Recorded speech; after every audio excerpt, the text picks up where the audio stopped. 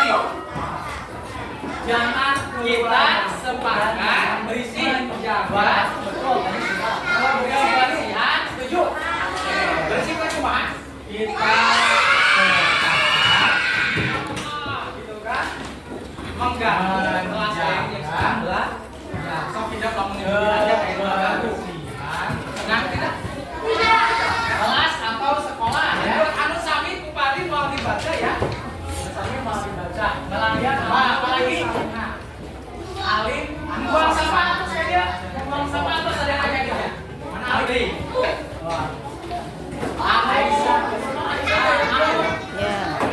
Anu ya, saling jangan keluar bangku. Saling. Nah ini, menghormati saling saham. Jangan membuang sampah. Saling menghormati. Oh iya benar mas. Dan saling teman. Gua juga pacar aja. Sok tinggal kami di dalam bangku sih pasti. Ya, kurang itu teh kalau orang kan. Ya, anu tadi kan, anu pulang keluar bangku. Tempat kesetaraan. Nah, Sapitri, mana Sapitri? Ini ya, tidak saling mengejek ke dia. Jangan ngobrol. Nah, kan tadi keluar bangku. Menjaga makanan. Ini bukan menjaga, buang. Orang lain teman, mau buat teman. Ah ini, Salisa. Nah ini bagus nih. Jangan mencubit teman. Nanti, anda kalau kami bahasa sudah nama Juli menjaga. Ada tadi. Tadi tulis. Menjaga.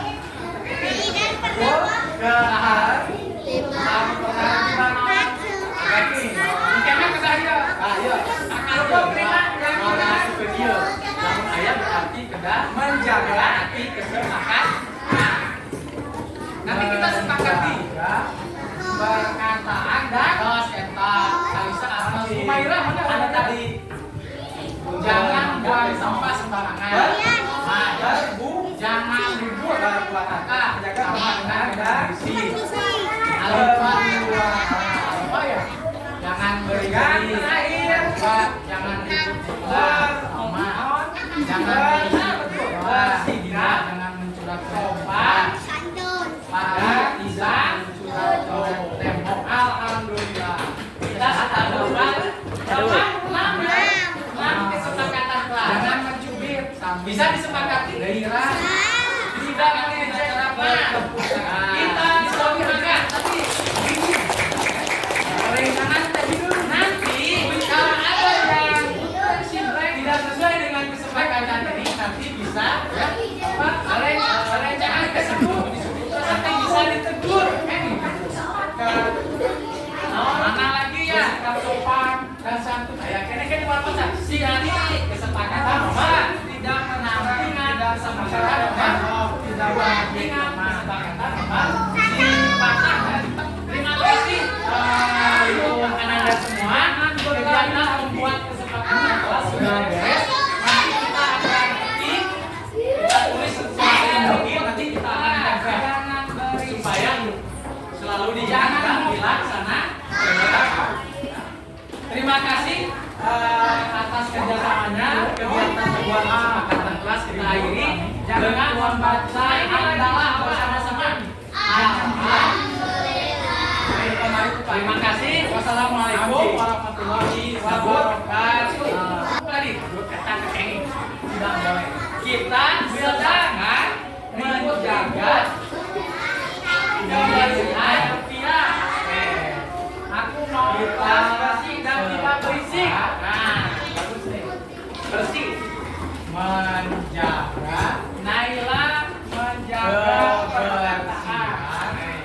Sama dengan yang tadi kan. Kelas atau sekolah ya.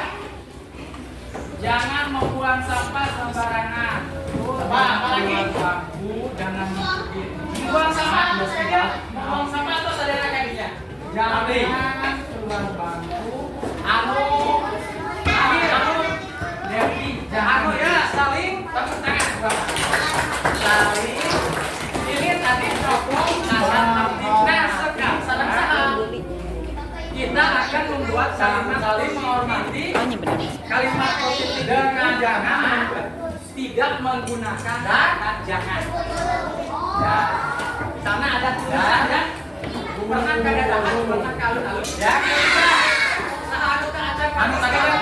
Anu berarti kalun-alun kasih. Anu tadi ada saling aja ke dia. Saja pernah. Makasih lo tadi keren. Ya, teman, ayat judul, ayat tulisan. Jangan menginjak orang lain teman, teman.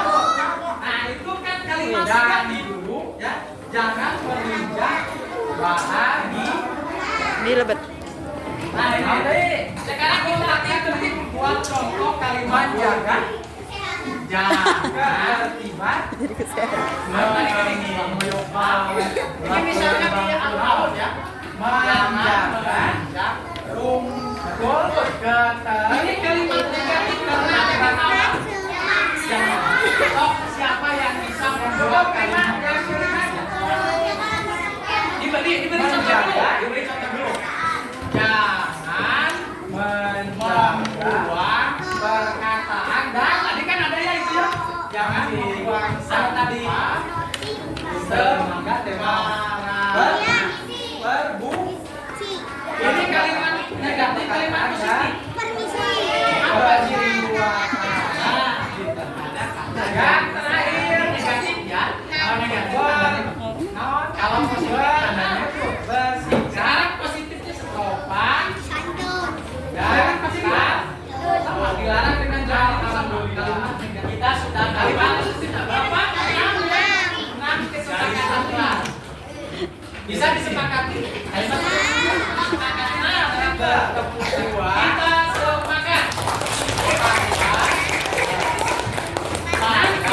Kalau ada yang ada kata jangan. sesuai dengan kesepakatan nanti bisa ini ya.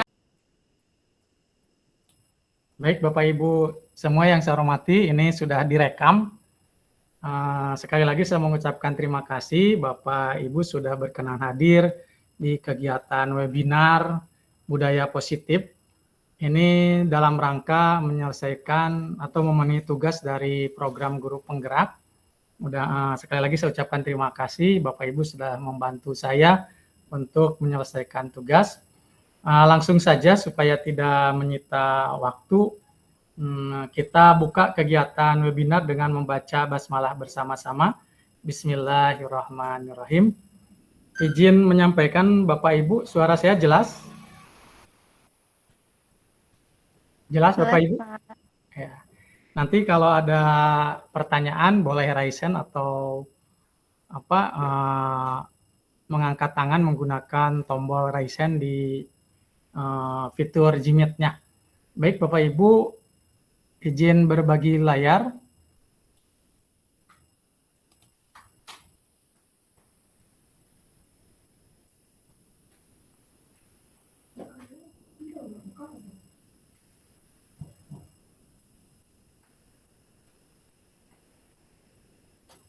Izin Bapak Ibu, slide PPT-nya udah keluar.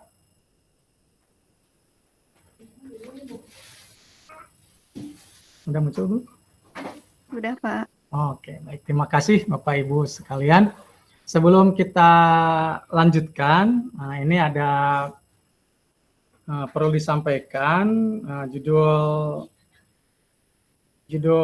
webinarnya adalah diseminasi menyebarkan pemahaman dan penerapan pengalaman budaya positif.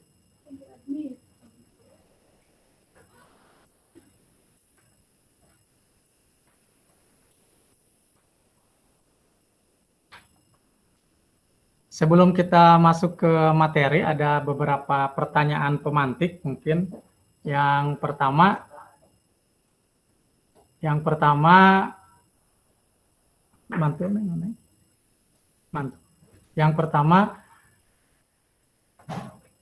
kondisi atau peserta didik seperti apa yang Bapak Ibu harapkan di masa depan?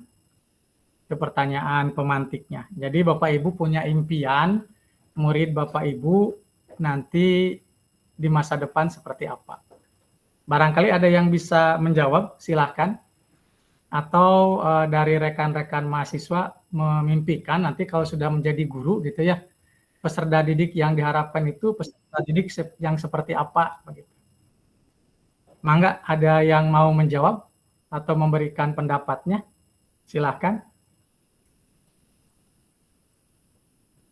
Atau saya tunjuk saja Bu Imas. Bu Imas kalau punya pendapat nanti murid yang diharapkan di masa depan, murid seperti apa yang Bu Imas inginkan?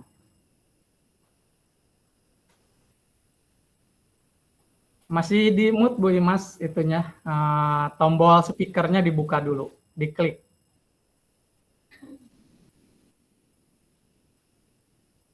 Diklik tombol speakernya Bu Imas supaya bisa buka. Nah, itu ada. Stop. Mangga Bu Imas, pendapat Bu Imas kalau peserta didik yang diharapkan di masa depan seperti apa?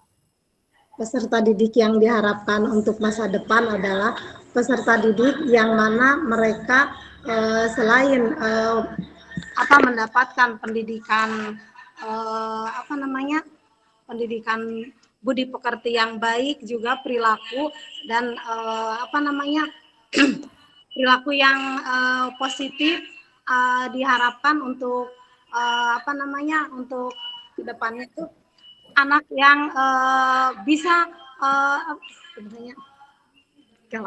yang beriman ya, yang memahami tentang agamanya, mengamalkan agamanya, mempunyai perilaku yang positif, yang berakhlakul karimah, yang beriman dan yang bertakwa kepada Tuhan Yang Maha Esa, serta dia dari murid SD ini dari awal gitu, dari mulai kelas 1 dibimbing terutama dalam agama untuk dalam keagamaan, yaitu tentang pendidikan agama, tentang membaca Al-Qur'an dan praktek dalam membaca Al-Qur'an dan melaksanakan ibadah, terutama dalam melaksanakan ibadah sholat begitu Pak. Baik, terima kasih Bu Imas pendapatnya ya. Jadi Bu Imas mengharapkan peserta didik di masa depan itu anak-anak yang memiliki karakter atau akhlakul karimah dan bisa mengerjakan peribadatan sesuai dengan agama Islam yang dianutnya.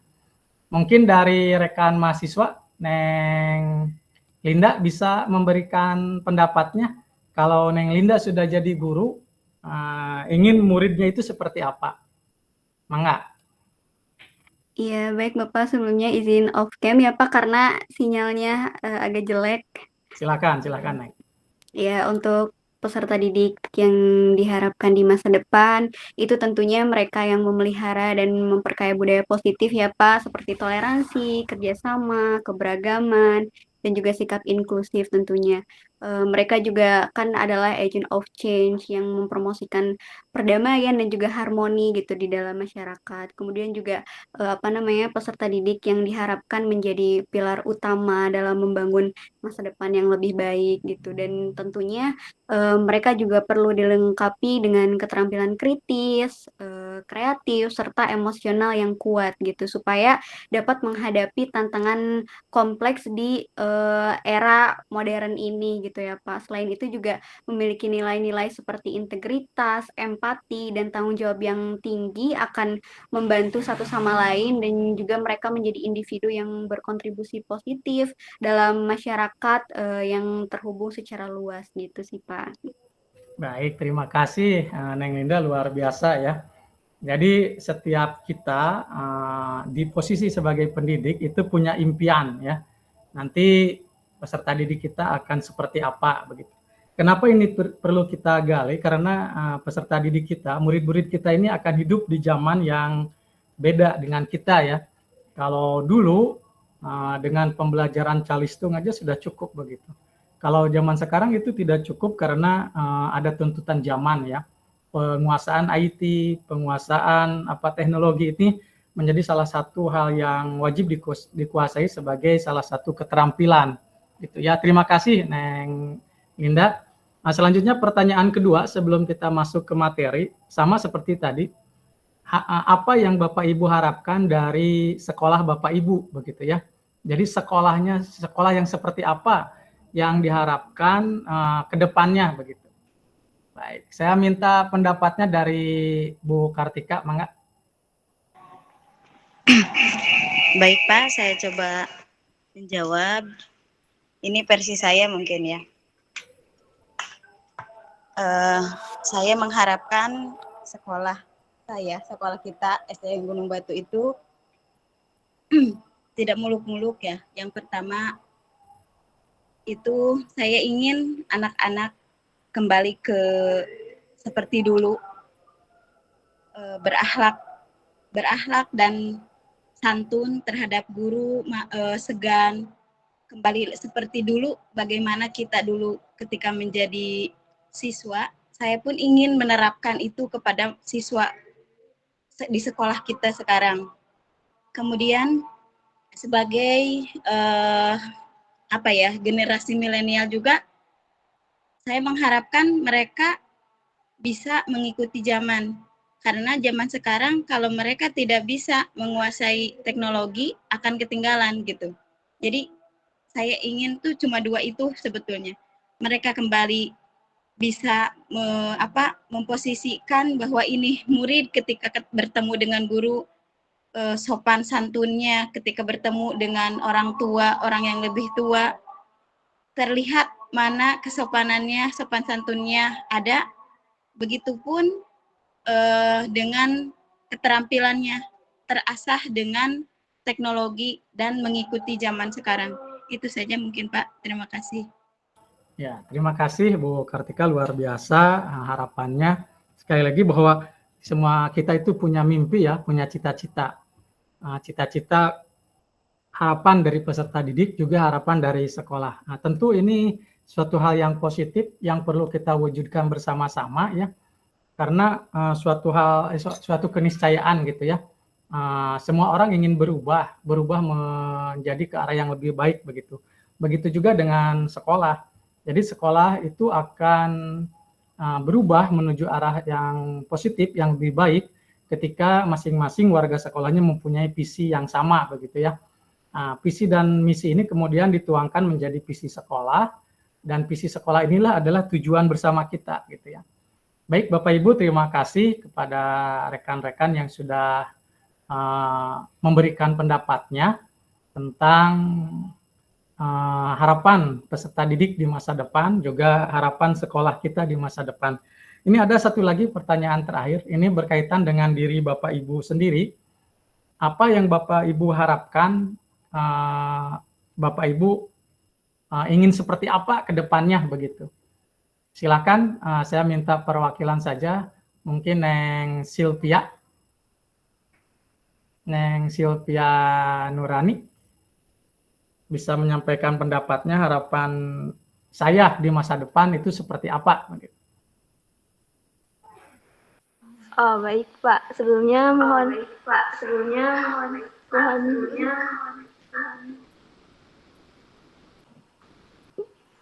izin untuk absen.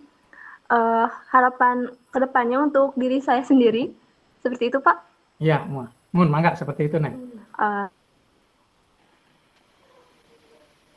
Mungkin kalau untuk harapan saya ya mungkin bisa menjadi lebih baik lagi apa ke depannya, bisa lebih bermanfaat mungkin untuk orang-orang di sekitar saya, untuk diri saya sendiri, terus bisa lebih berkembang lebih baik lagi, mungkin seperti itu Pak. Baik, terima kasih Bapak Ibu. Dari 3 pertanyaan dan beberapa perwakilan peserta webinar, ini dapat ditarik benang merah bahwa setiap Bapak Ibu itu mempunyai harapan, mempunyai keinginan, mempunyai cita-cita yang berkaitan dengan diri pribadi, kedepannya mau seperti apa, harapan yang berkaitan dengan peserta didik seperti apa, kemudian harapan sekolah kita seperti apa di masa depan. Baik Bapak Ibu, kita lanjutkan. Perlu saya sampaikan karena ini sudah waktu duhur ya, boleh Bapak Ibu bergantian untuk melaksanakan sholat sambil melakukan kegiatan webinar. Bapak Ibu yang berkeinginan untuk melaksanakan sholat kami persilahkan secara bergantian. Baik Bapak Ibu, saya izin menyampaikan pengertian budaya positif. Budaya positif di sekolah yaitu nilai dan kebiasaan di sekolah yang berpihak pada murid agar mereka dapat berkembang menjadi pribadi yang kritis, penuh hormat dan tanggung jawab sesuai dengan profil pelajar Pancasila. Jadi tadi yang disampaikan oleh Bu Imas, yang disampaikan oleh Neng Linda, Bu Kartika, kemudian yang lainnya, itu tujuan akhirnya kita adalah ingin membentuk profil pelajar Pancasila dengan 6 dimensinya, di mana di situ semua tercakup gitu ya, nilai-nilai atau karakter atau keyakinan-keyakinan universal itu tercakup di profil pelajar Pancasila. Jadi harapannya tujuannya adalah dengan dilaksanakannya kurikulum merdeka, kemudian penerapan P5 dan intrakurikuler di sekolah, kita dapat mewujudkan profil pelajar Pancasila. Nah, silakan nanti Bapak Ibu bisa membaca lebih dalam profil pelajar Pancasila ini, dimensinya apa, elemennya apa, begitu kan? Sehingga itulah yang kemudian menjadi arah tujuan kita semuanya. Tujuan dari visi sekolah, tujuan dari visi pribadi tadi, kemudian tujuan dari peserta didik. Jadi budaya positif ini adalah nilai dan kebiasaan di sekolah yang berpihak pada murid. Nah, di sini ada kata kunci Bapak Ibu ya, berpihak pada murid. Jadi nilai ini selalu melibatkan murid, kemudian ada keterkaitan dengan murid, termasuk dalam pembuatan kesepakatan kelas, itu ada keterlibatan murid. Jadi kalau dulu peraturan, tata tertib itu kan dibuat oleh sekolah, oleh lembaga begitu. Nah, terkadang siswa-siswa itu tidak tahu siapa yang membuatnya atau tiba-tiba ada aja gitu peraturan sekolah ini tanpa mereka dilibatkan. Nah, di budaya positif ini ada nanti sesi membuat keyakinan kelas atau kesepakatan kelas, di mana dalam prakteknya siswa dilibatkan langsung dalam membuat keyakinan kelas. Jadi kata kuncinya ini, berpihak pada murid. Ada keterlibatan murid dalam pembuatan keyakinan kelas atau kesepakatan kelas. Nah, selanjutnya di materi webinar ini ada 7 materi. Yang pertama, perubahan paradigma belajar. Jadi kalau dulu belajar itu transfer ilmu pengetahuan, guru satu-satunya sumber belajar. Nah, kalau sekarang itu tidak ya. Jadi guru itu bukan satu-satunya sumber belajar. Terkadang kita mendapatkan dengan kemajuan teknologi, siswa lebih dulu mendapatkan informasi yang lengkap daripada Bapak Ibu gurunya, begitu. Yang rajin searching di internet, yang rajin baca-baca artikel itu mereka lebih luas wawasannya daripada Bapak Ibu gurunya. Jadi kalau dulu guru itu satu-satunya sumber belajar. Nah, kalau sekarang tidak ya, sumber belajar itu banyak. Siswa bisa memanfaatkan teknologi, bisa juga belajar dari lingkungan sekitar. Kemudian yang kedua, disiplin positif. Ini disiplin positif adalah nilai-nilai yang diyakini secara bersama oleh siswa, kemudian dipraktekkan dan menjadi keyakinan kelas begitu ya. Kemudian kebutuhan dasar manusia. Kebutuhan dasar manusia ini adalah faktor-faktor yang mempengaruhi manusia itu bertingkah laku. Apa yang mendorong manusia ini bertingkah laku seperti A misalnya, itu ada kebutuhan. Kemudian motivasi perilaku manusia ini kan banyak macamnya. Yang diharapkan adalah motivasi yang muncul dari dirinya sendiri. Yang selanjutnya 5 posisi kontrol guru, kemudian keyakinan kelas dan segitiga restitusi. Baik Bapak Ibu, ini akan saya jelaskan satu persatu. Nanti kita ada sesi tanya jawab mengenai materi-materi ini, mudah-mudahan bermanfaat dan menambah wawasan Bapak Ibu. Pembelajaran dengan paradigma baru, paradigma itu sudut pandang. Sudut pandang baru merupakan pembelajaran yang dirancang berdasarkan prinsip pembelajaran berdiferensiasi. Salah satu ciri sekolah yang menggunakan kurikulum merdeka adalah diterapkannya pembelajaran berdiferensiasi.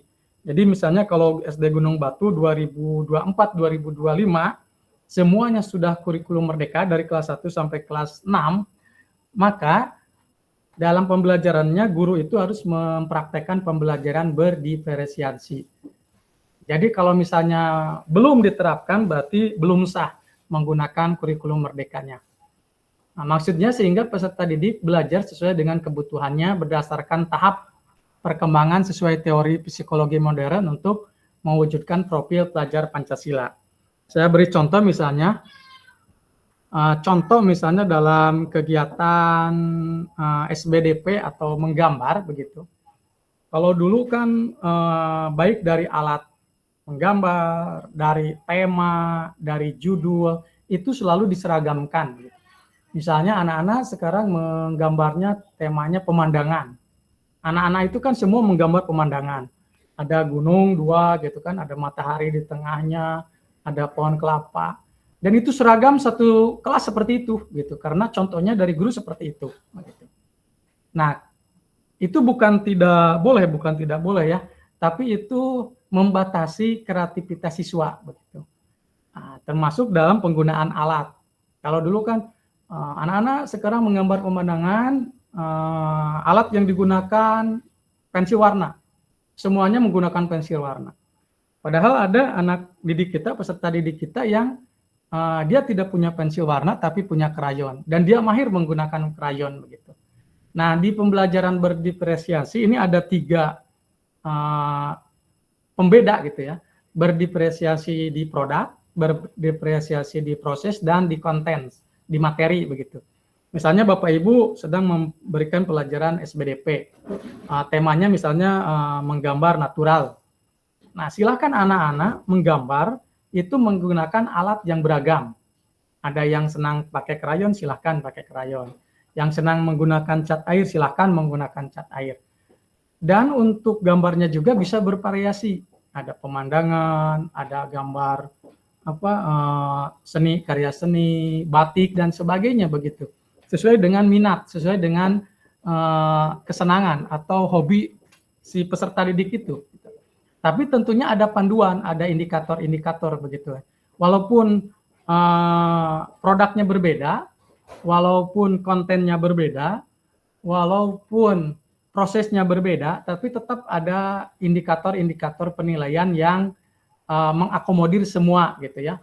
Contoh misalnya kan kalau cat air itu lebih sulit menggunakannya, maka indikator penilaiannya juga ada berbeda begitu. Nah, memang dari segi keribetan atau keruwetan Bapak Ibu guru ini bertambah ruwet. Nah, tetapi dari pembelajaran yang berdiferensiasi ini kebutuhan peserta didik itu terakomodir begitu ya. Nah, jadi silakan Bapak Ibu misalnya berdiferensiasi di konten misalnya, dalam pembelajaran IPA gitu ya. Misalnya dalam penguapan perubahan wujud. Jadi bisa dalam satu kelas itu tidak penguapan semua tidak gitu.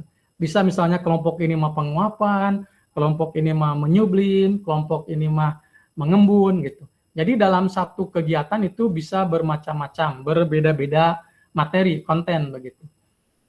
Nah, sampai sini Bapak Ibu bisa dipahami? Bisa, Pak. Oke, terima kasih. Bisa dipahami Bapak Ibu ya. Jadi salah satu ciri sekolah yang menggunakan kurikulum merdeka itu dalam pembelajarannya menggunakan pembelajaran berdiferensiasi.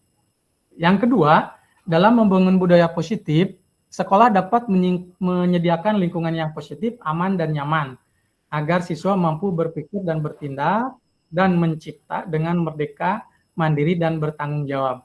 Nah, di sini memang ada turunannya gitu ya, dari budaya positif, disiplin positif, lingkungan positif, dan suasana positif. Intinya bagaimana kita bisa menciptakan sekolah yang aman dan nyaman, sehingga anak bisa belajar dengan aman, nyaman, tidak ada bullying, perundungan, dan tindakan-tindakan lain. Nah, ini memang bukan sesuatu hal yang mudah, ini perlu proses, tapi perlu kita mulai begitu. Kalau misalnya nanti juga akan terbentuk gitu ya. tanpa ada awal, maka kita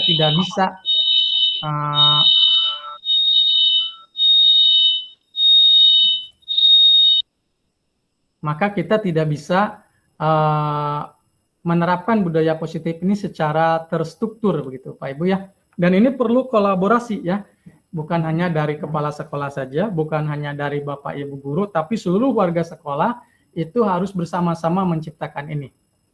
Menciptakan sekolah yang aman dan nyaman. Kemudian yang selanjutnya, disiplin positif. Disiplin berasal dari kata disiplina yang artinya belajar. Disiplin mengacu pada disiplin diri. Nah, jadi disiplin diri ini adalah memiliki tanggung jawab terhadap apa yang kita lakukan, terhadap apa yang kita kerjakan dengan keyakinan-keyakinan atau nilai-nilai yang diyakini. Jadi sekarang sudah mulai berubah paradigma disiplin itu, tidak ada unsur pemaksaan.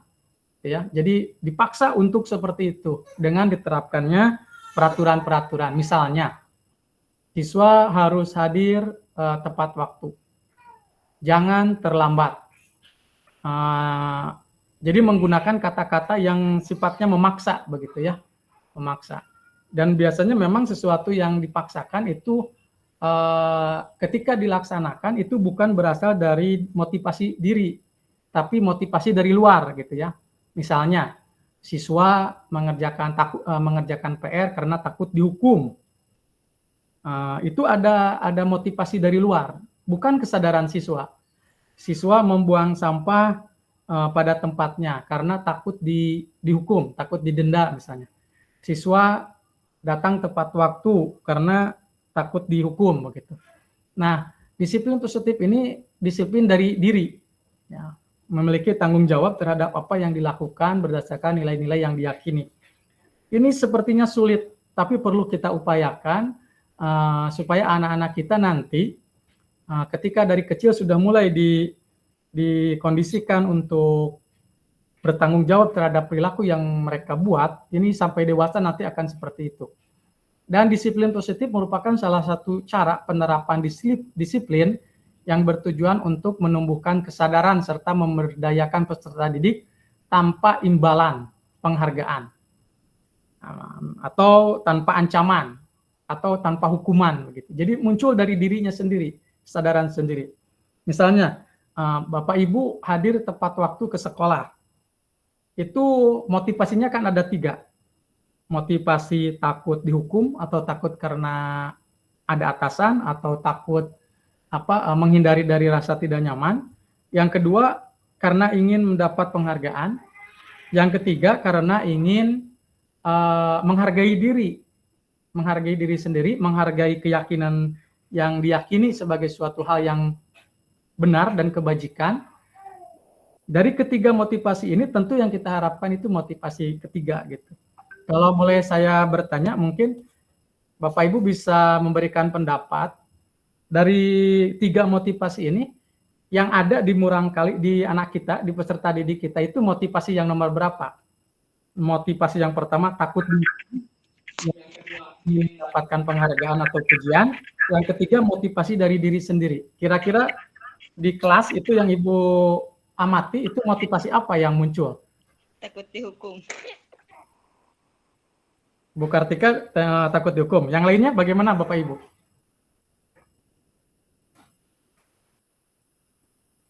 Boleh siapa yang menyampaikan pendapat? Kira-kira motivasi di peserta didik sebagian besar itu motivasi yang apa?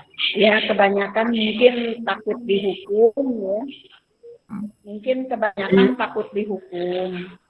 Atau ada juga yang ingin penghargaan kalau di kelas itu. Ya, betul. Terima kasih Bu Ratna. Jadi sebagian besar atau secara umum anak didik kita itu ada di 2 motivasi ini ya Bapak Ibu ya. Yang pertama motivasi takut dihukum atau menghindari ketidaknyamanan. Yang kedua motivasi ingin mendapatkan penghargaan. Misalnya Bapak Ibu memberikan hadiah gitu ya, memberikan bintang begitu ya. Nah, ini memang perlu usaha yang terus-menerus dan kontinu sehingga anak-anak kita nanti bergeser ke motivasi ketiga. Motivasi ketika melakukan sesuatu itu karena kesadaran diri sendiri, menghargai apa yang dihargai. Oh, mengerjakan PRT ini suatu hal kebaikan gitu. Dan dia menyadari ini kebaikan. Ada hadiah atau ada hukuman, anak ini akan tetap mengerjakan gitu. Bukan karena hukuman, bukan karena ada hadiah gitu ya. Kan ciri orang yang sadar itu seperti itu. Badai aya hukuman, badai aya penghargaan, dia akan tetap seperti itu. Gitu. Nah ini kita berkaca dari beberapa karakter negara-negara maju itu seperti itu. Misalnya Jepang, Singapura, Finlandia, itu karakter peserta didiknya itu sudah tertanam gitu. Membuang sampah, antri, berbicara, kemudian menyampaikan pendapatnya, itu dari kecil sudah ditanamkan dan mereka tumbuh kesadaran diri sendirinya. Baik Bapak Ibu, kita lanjutkan. Jadi tujuan kita itu seperti itu, paradigma dari disiplin positif itu. Jadi bukan karena takut dihukum, bukan karena ada penghargaan. Cina nggak mungkin ini dilaksanakan. Ini mungkin Bu, mungkin bisa dilaksanakan dan bisa kita upayakan. Tentu prosesnya lama begitu ya, tidak bisa misalnya sekarang kita sudah mulai melangkah seminggu, 1 bulan, setahun sudah mulai. Belum tentu Bapak Ibu ya, tapi minimal kita ada upaya untuk merubah paradigma ini. Selanjutnya kebutuhan dasar manusia. Kebutuhan dasar manusia adalah segala sesuatu yang kita lakukan untuk mendapatkan apa yang kita inginkan. Seluruh tindakan yang kita lakukan memiliki tujuan tertentu dan semua usaha terbaik yang kita lakukan adalah agar semua kebutuhan dasar kita terpenuhi dengan baik. Baik Bapak Ibu, ini ada 5 kebutuhan dasar manusia. Jadi Bapak Ibu bisa menganalisis ketika peserta didik di sekolah melakukan pelanggaran, tidak menaati keyakinan kelas, melakukan sesuatu yang menurut kita itu bertentangan dengan norma, maka Bapak Ibu bisa melihat ini kebutuhan apa yang tidak tercapai begitu. Yang pertama ada kebutuhan bertahan hidup, ini berkaitan dengan sandang, pangan, papan, kesehatan begitu ya.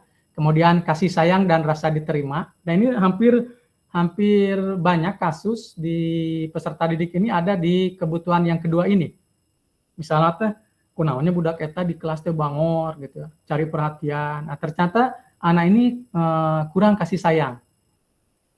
Atau merasa ingin diterima begitu ya. Rasa tidak diterima begitu. Baik faktor dari rumah, dari keluarga, kemudian di sekolah dia mencari perhatian. Dan kita tidak langsung menghakimi bahwa anak ini nakal, bahwa anak ini kurang sopan, bahwa anak ini, tapi kita mesti mencari latar belakangnya.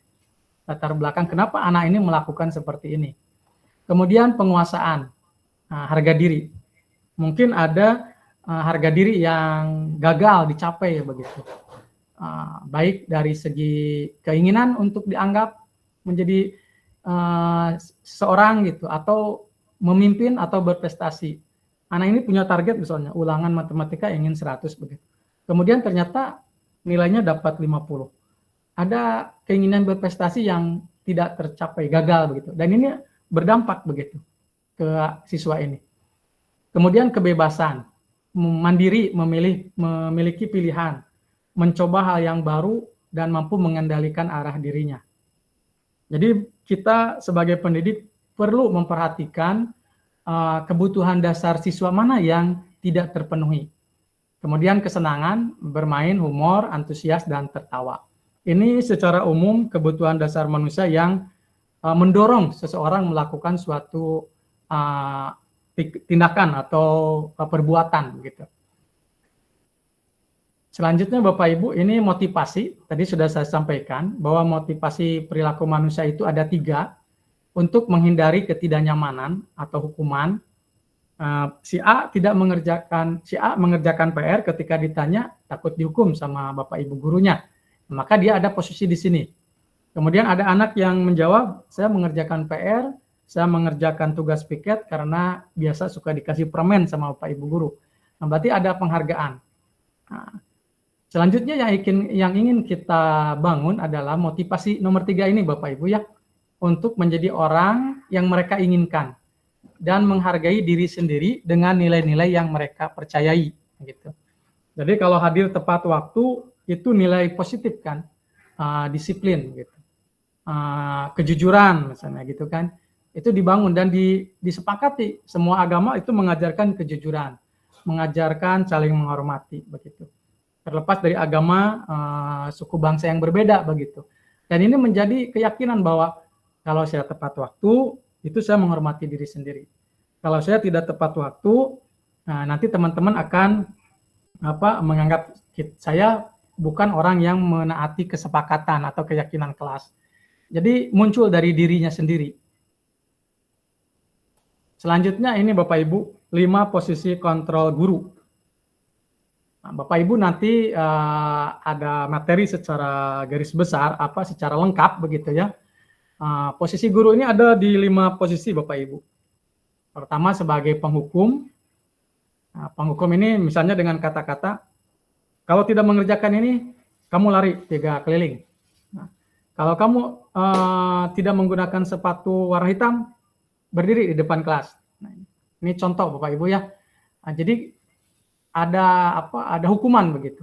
Kemudian pembuat rasa bersalah. Pembuat rasa bersalah ini lebih halus dari penghukum, tapi ada kesalahan yang menjadi renungan siswa. Misalnya kalimatnya seperti ini. Mohon ya, anak, kalau anak seperti ini, nanti ibu akan dimarahi oleh bapak kepala. Gitu. Nah, jadi ibu ini lebih halus gitu, bapak ini lebih halus menyampaikan, tapi ada yang menjadi beban siswa. Perbuatan dia menyebabkan ibu gurunya nanti akan dimarahi oleh kepala sekolah, akan disalahkan begitu. Kemudian sebagai teman ini lebih naik lagi levelnya. Jadi kita memposisikan sebagai teman dengan menggunakan bahasa-bahasa yang lebih lembut dan bersahabat begitu. Ayolah, nak, kita bersama-sama memperbaiki ini begitu ya. Kemudian ada sebagai pemantau, ada sebagai manajer. Memang idealnya ada di posisi ini Bapak Ibu. Sebagai manajer ini, selain kita menggali kesadaran siswa, kemudian kita juga memberikan penguatan. Nah, misalnya begini, misalnya ada siswa yang terlambat, kita tidak langsung, kunaon telat, namun telat, nulis halaman misalnya. Gitu. Namun telat, kalau telat, berdiri di depan kelas. Gitu. Tapi kalau manajer ini ada penggalian alasan gitu.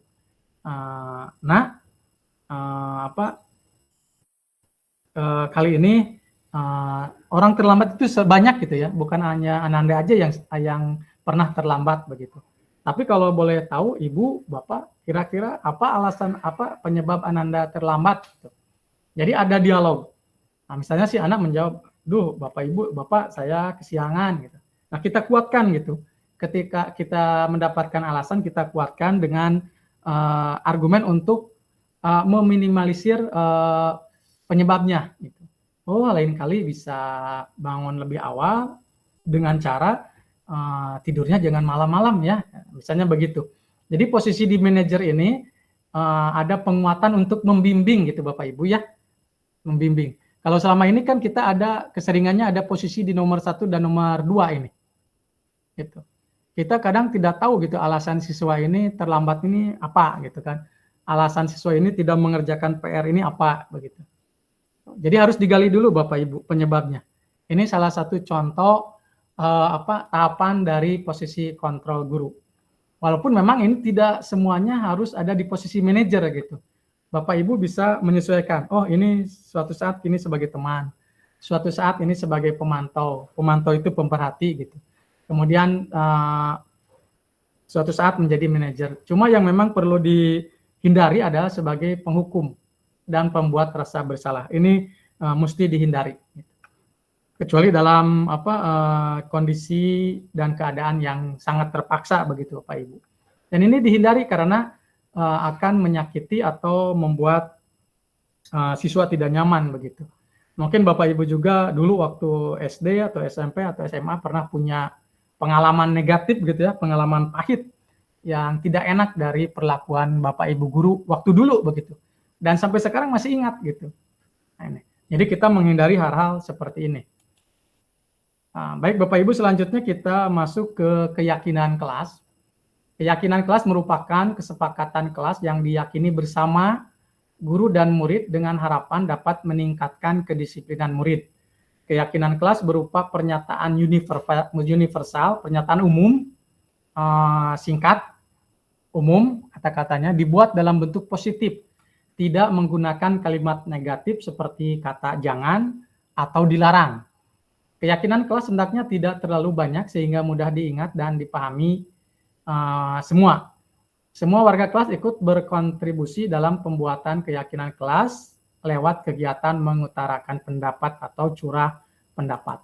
Nah, ini Bapak Ibu beberapa slide foto. Kemarin saya praktek bersama kelas 2. Jadi di sebelah kiri ini yang warna biru semua, ini peraturan Bapak Ibu. Peraturan atau tata tertib yang mereka ketahui, peraturan kelas atau tata tertib kelas atau peraturan sekolah. Di sebelah kiri ini anak-anak menuliskan peraturan yang mereka ingat.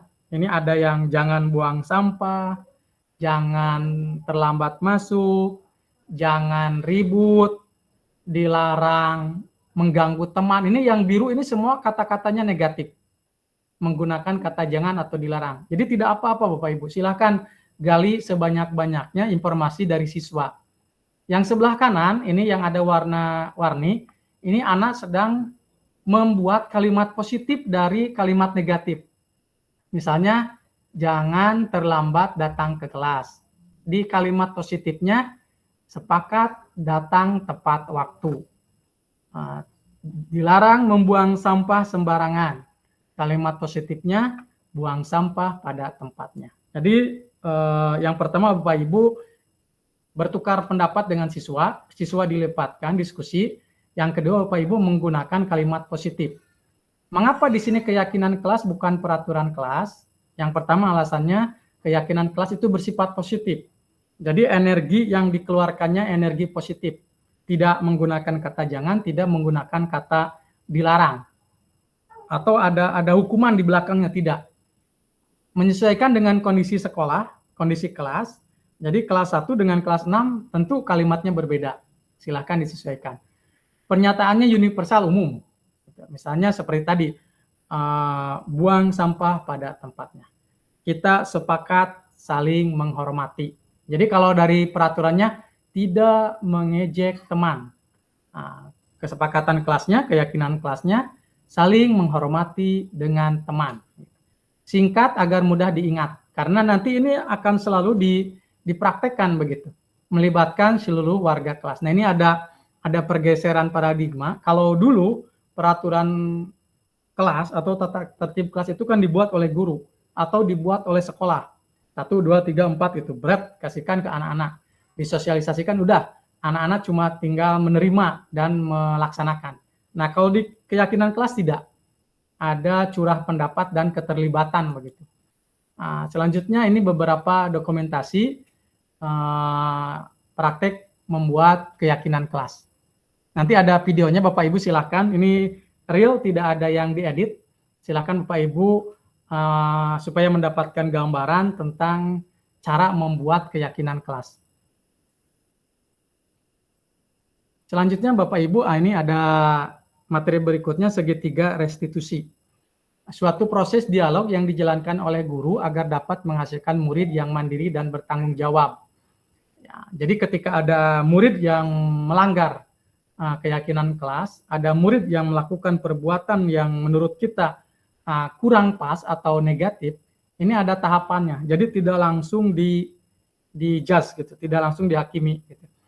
Nah, dan saya yakin Bapak Ibu sebetulnya sudah mempraktekkan ini, cuma belum diistilahkan gitu atau belum didokumentasikan. Yang pertama ada menstabilkan identitas. Menstabilkan identitas ini setiap orang pasti pernah melakukan kesalahan. Ini salah satu kalimatnya begitu. Ketika ada anak yang terlambat, ibu kuatkan gitu. Kenapa terlambat? Terlambat ini semua orang pernah melakukan terlambat. Termasuk Bapak juga pernah terlambat begitu. Nah, ini sebagai upaya untuk memberikan ketenangan kepada siswa begitu. Berbeda dengan ketika siswa ini datang terlambat, si Bapak Ibu gurunya sudah melotot begitu. Kunaon telat. Nah, udah anak itu kan udah dalam kondisi tertekan begitu.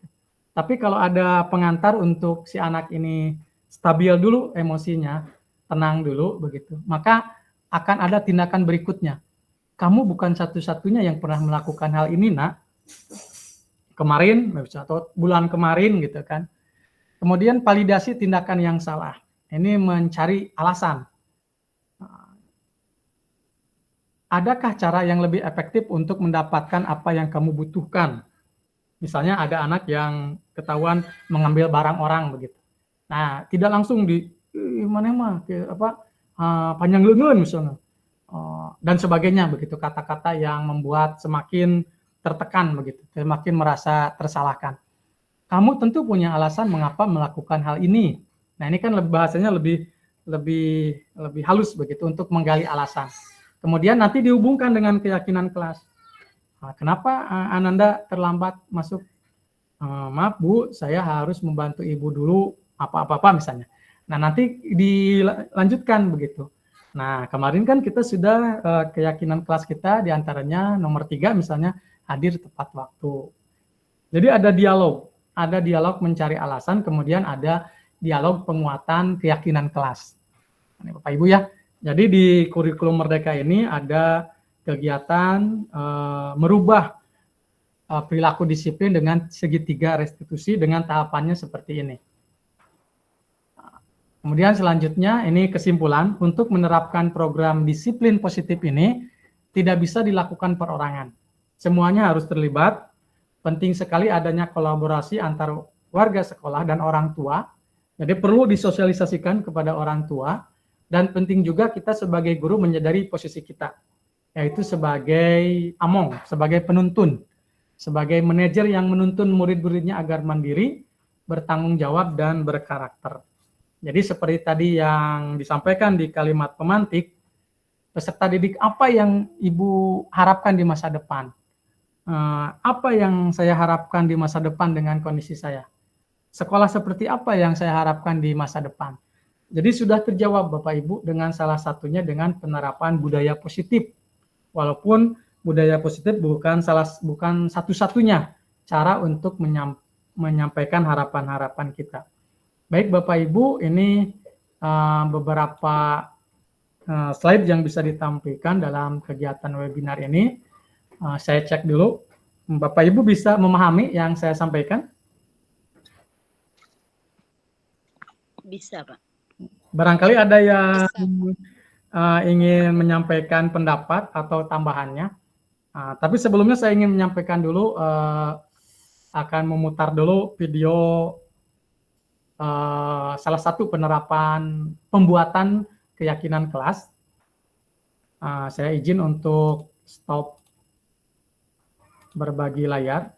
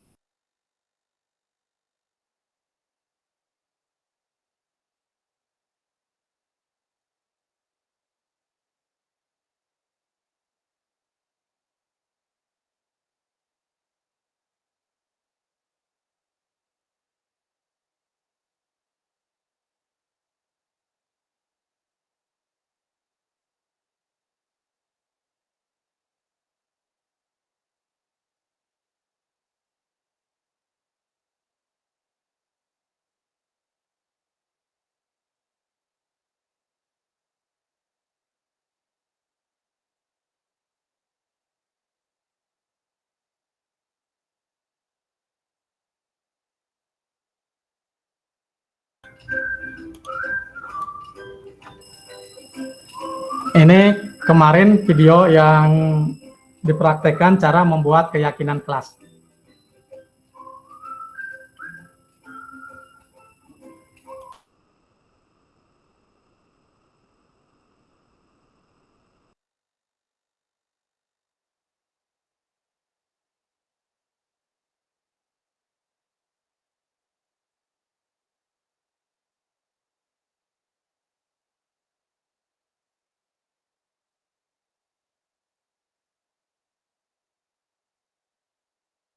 Silakan Bapak Ibu menyimak salah satu cara membuat keyakinan kelas.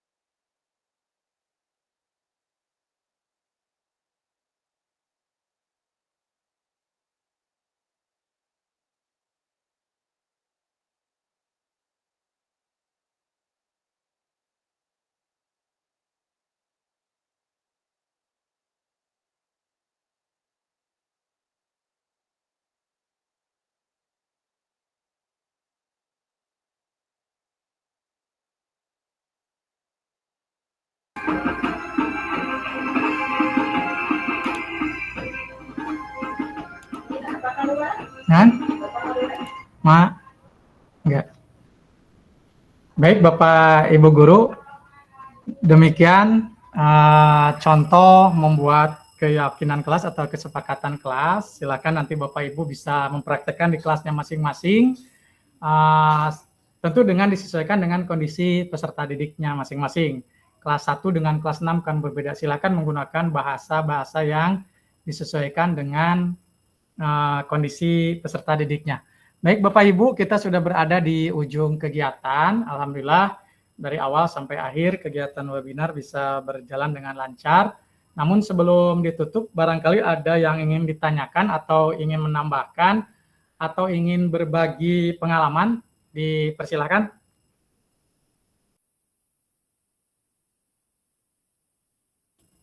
Silakan Bapak Ibu, rekan-rekan mahasiswa, barangkali ada yang memberikan tanggapan, bertanya, atau menceritakan pengalamannya, boleh, mangga.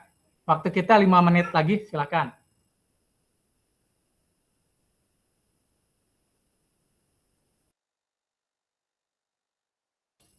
Mungkin saya tunjuk dari rekan mahasiswa, silakan ada tanggapannya atau berbagi ceritanya, mangga, Neng Linda.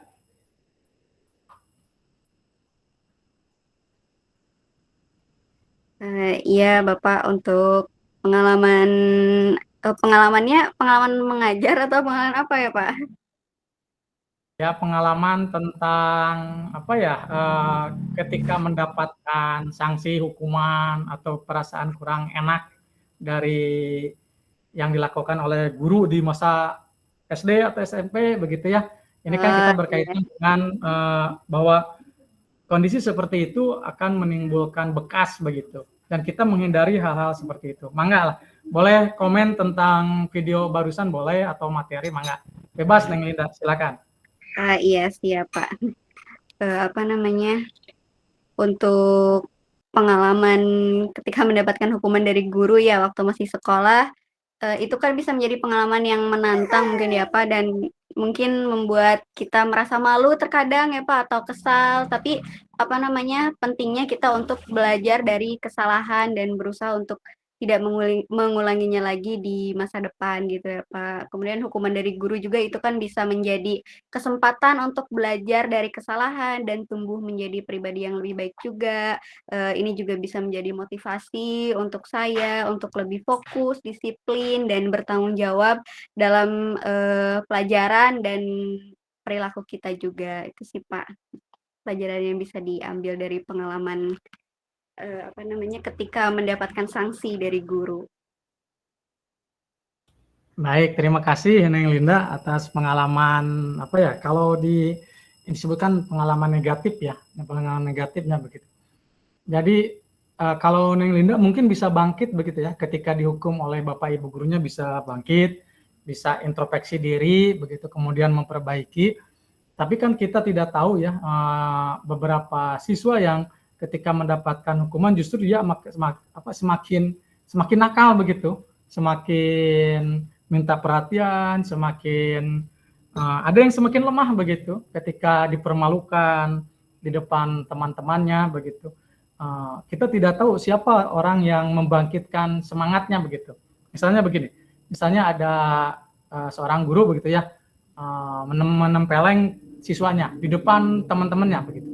Anak ini kan merasa dipermalukan, tidak nyaman, malu begitu kan. Kemudian merasa down gitu kan. Nah, kita tidak tahu di belakang siswa ini yang menguatkan siapa begitu. Nah, mungkin kalau Neng Linda bisa kuat begitu kan. Kemudian introspeksi diri. Tapi berapa banyak siswa yang kemudian justru berlari begitu, menjauh begitu ketika mendapat perlakuan itu.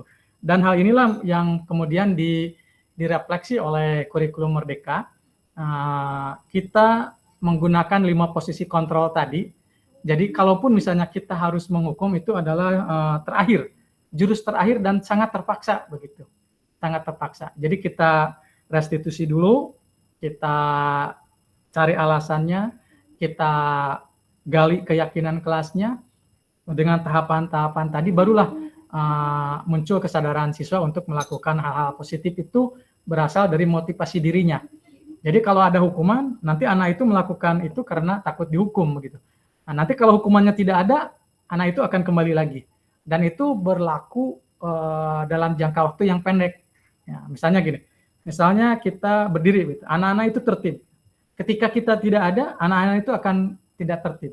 Nah, tapi kalau sudah ada keyakinan dari dirinya, ada kita, tidak ada kita, anak-anak itu akan tertib. Dan ini bukan suatu hal yang tidak mungkin terjadi. Ini bisa terjadi. Nah, tentu dengan proses begitu Pak Ibu. Jadi harapannya salah satu dari alasan diberlakukannya kurikulum Merdeka adalah kita ingin mengubah karakter siswa kita menjadi lebih baik yang diwujudkan dengan profil pelajar Pancasila gitu. Jadi penerapan hukuman, pemberian reward itu adalah sesuatu hal yang berjangka waktu pendek, dan yang kita harapkan adalah motivasi ketiga, kesadaran dari diri sendiri untuk menghargai diri sendiri dan menghargai keyakinan, nilai-nilai keyakinan yang diyakini oleh kita, oleh peserta didik. Misalnya kunaon sholat, kan bukan asieun dihukum ku ibu guru, sieun disusulan ku mamah, bukan, tapi meyakini bahwa sholat adalah kewajiban. Nah, itu yang sedang kita arahkan anak-anak kita itu. Mudah-mudahan harapannya ke depan apa yang Bapak Ibu harapkan tadi menjadi karakter yang terwujud begitu di peserta didik kita.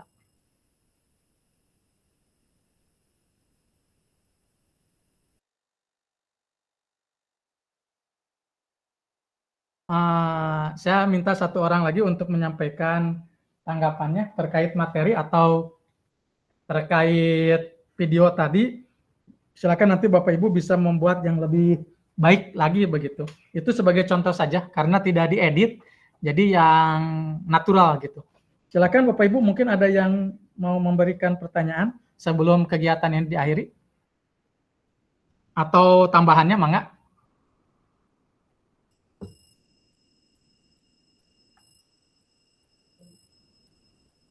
Tidak ada, Bapak Ibu, Bu Imas, Bu Nung, Bu Saya, Pipi? Pak. Nah, selamat mangga, Neng Pipi. Terima kasih, Pak, sudah memberikan waktu kepada saya untuk bertanya. Saya akan bertanya mengenai pemaparan yang Bapak sampaikan tadi tentang keyakinan kesepakatan kelas ya. Bagaimana kalau kesepakatan kelas itu ada yang tidak dilaksanakan oleh siswanya, apa yang harus dilakukan oleh kita sebagai pendidik? Mungkin itu, Pak. Terima kasih. Baik, terima kasih pertanyaannya. Ini memang nanti yang akan terjadi, kebanyakan terjadi seperti itu. Misalnya tadi di kelas 2 sudah ada 6 kesepakatan, ternyata di perjalanan kegiatan pembelajaran ada beberapa siswa yang tidak menaati kesepakatan atau keyakinan kelas yang dibuat begitu. Salah satu caranya yang pertama, guru harus terus mensosialisasikan, guru harus terus menyampaikan bahwa kesepakatan ini seperti ini. Maka tadi ada salah satu upaya si kesepakatan kelas ini ditempel. Kalau perlu dibacakan gitu, sebelum belajar dimulai itu dibacakan gitu. Untuk menarik bisa misalnya keyakinan kelas ini dibuat menjadi sebuah lagu dengan notasi lagu yang sudah ada, dan anak akan teringat begitu. Nah, setelah disosialisasikan, diingatkan, ada anak yang melakukan pelanggaran atau tidak menaati keyakinan kelas, nah, maka kita menggunakan segitiga restitusi tadi, Bu Wipi. Nah, misalnya ada anak yang masih keluar bangku gitu ya, masih keliling motah gitu, kita ajak ngobrol gitu. Kunaon teu ngerjakeun, kunaon motah gitu kan. Mungkin dia berkeliling itu lagi mencari pulpen yang hilang atau pensilnya pinjem gitu ya.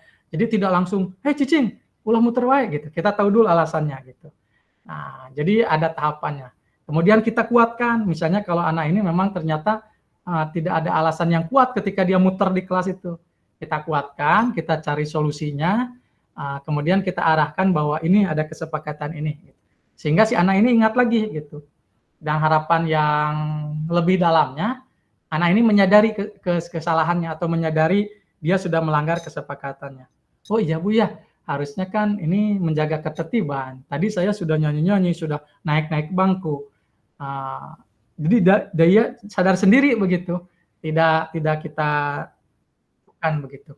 Ya harapannya si anak ini Bapak Ibu guru tidak langsung menyampaikan begitu. Kalau bahasa Sundanya mante diwapan gitu. Ih hidup teh salah nomor ini, ente gitu gitu. Mau tah sesuai dengan kesepakatan ini, tapi ada penggalian dulu sehingga nanti anak ini sadar gitu. Oh, saya sudah tidak tidak sepakat dengan nomor berapa begitu. Nah itu Bu Pipi mungkin yang bisa disampaikan jawabannya. Jadi intinya di budaya positif atau di disiplin positif ini kita lebih lembut, kita lebih menggali dari siswa, tidak langsung kita. Kalau selama ini kan dari guru harus gini, harus gitu, harus gini, harus gitu. Lamun teu kitu kieu terus gitu. Siswa menjadi subobjek saja begitu, menerima saja. Tapi di disiplin positif ini ada timbal balik begitu. Tidak langsung gitu. Kita mengarahkan, kita membimbing sehingga siswa menemukan jawaban, menemukan kesalahannya sendiri, kemudian ada usaha untuk memperbaiki dirinya. Itu mungkin Bu Pipi jawabannya. Baik, terima kasih Pak. Sangat jelas sekali. Ya, baik Bapak Ibu, waktunya sudah habis. Sekali lagi saya ucapkan terima kasih Bapak Ibu sudah bisa hadir di kegiatan webinar diseminasi atau penyampaian budaya positif. Mudah-mudahan dari kegiatan ini menambah wawasan Bapak Ibu semua, yang tentunya mungkin bisa dipraktekkan di kelasnya masing-masing, menjadi salah satu dari ciri penerapan pelaksanaan kurikulum Merdeka dengan dilaksanakannya pembelajaran berdiferensiasi dan pembuatan kesepakatan atau keyakinan kelas. Baik Bapak Ibu, sekali lagi terima kasih atas kehadirannya. Mohon maaf. Izin Pak, sebelumnya dokumentasi dulu. Oh iya, mangga. Silakan dibuka kameranya Bapak Ibu. Saya mohon bantuan kepada Bu Kartika untuk mendokumentasikan kegiatan kita pada hari ini. Dipoto dulu, mangga. Dibuka dulu semuanya.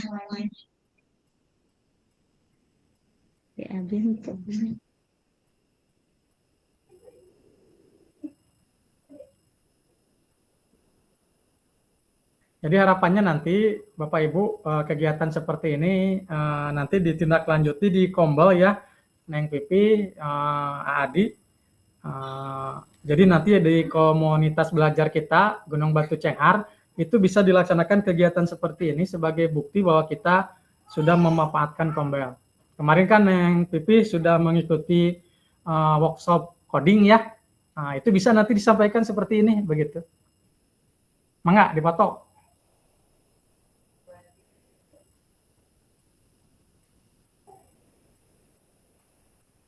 Sudah, Neng? Ya, terima kasih Bapak Ibu. Sekali lagi mohon maaf apabila banyak kekurangan dalam penyampaian materi pada kegiatan webinar kali ini. Mudah-mudahan mendapat wawasan, tambahan ilmu pengetahuan, dan selanjutnya Bapak Ibu dipersilakan untuk keluar dari ruang virtual ini. Sekali lagi terima kasih. Wassalamualaikum warahmatullahi wabarakatuh. Waalaikumsalam warahmatullahi wabarakatuh. Waalaikumsalam. Izin live, Pak. Mohon, mangga. Selajengna panginten aya konsumsi saalit hatur nuhun Bapak Ibu sadayana. Abi mayunan tadi, Pak. Sambil tadi mangga.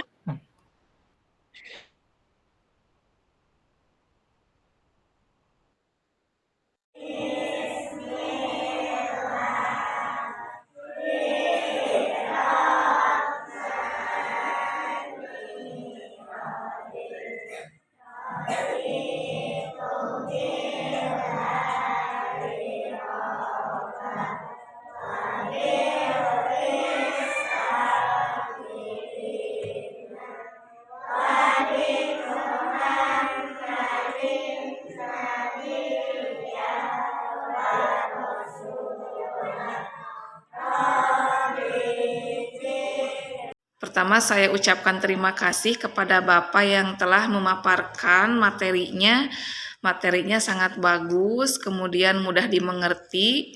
Saya sebagai peserta menambah ilmu pengetahuan yang baru ya Pak. Lalu insya Allah materinya akan diterapkan di kelas. Terima kasih. Assalamualaikum warahmatullahi wabarakatuh. Perkenalkan, saya Kianu, kelas 2 SD Negeri Gunung Batu. Saya merasa senang sekali bisa terlibat dalam proses pembuatan keyakinan kelas. Semua warga kelas ikut terlibat dalam prosesnya. Kami menyepakati keyakinan kelas dengan senang hati dan akan saling mengingatkan untuk selalu melaksanakan kesepakatan kelas yang telah dibuat bersama. Terima kasih Bapak Kepala Sekolah. Wassalamualaikum warahmatullahi wabarakatuh.